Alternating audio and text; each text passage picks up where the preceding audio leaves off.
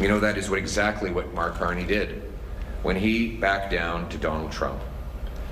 On October 26, 2024, Donald Trump threatened tariffs against Canada to take our jobs.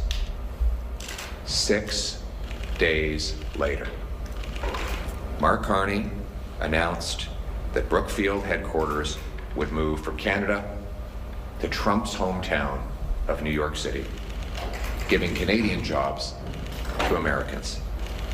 And we all know, no matter what the corporate bigwigs tell you, that when the headquarters goes, the jobs and the money will follow soon after. Mark Carney did exactly what Trump wanted. He backed down and sold out our country when Canada was under attack. He did it while he was acting as Justin Trudeau's economic advisor.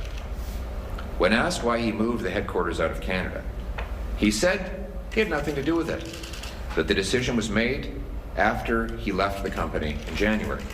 Yet documents show that the decision was made in October of last year at a meeting that he chaired, where the decision was unanimous, meaning he agreed with it.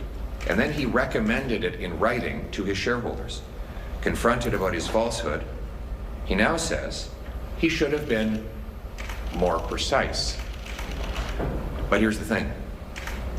He was very precise. He said, and I quote, "The decision, the formal decision of the board, happened after I ceased to be on the board." Again, the decision, the formal decision of the board, happened after I ceased to be on the board. That is a very precise statement, precisely the opposite of the truth. The formal decision happened in October, 3 months before Mark Carney left, and he chaired the meeting. Now, he told this to all of you, the media here today. Let's digest that for a second. He sat at that mahogany table, grasping the gavel, and recorded the decision, which he agreed with, to move the headquarters to New York from Canada. And then just the other night, when you asked him about it, he looked all of you in the eye, and he said the board made the decision after he left the company, and he had nothing to do with it. Are you ever going to believe anything he tells you again? Don't you think he should come before you and explain himself? Mark Carney has to come before Canadians and explain.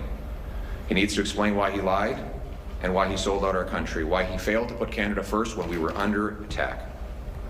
He needs to apologize to Canadians, not only for lying, but for putting his personal profits ahead of our country.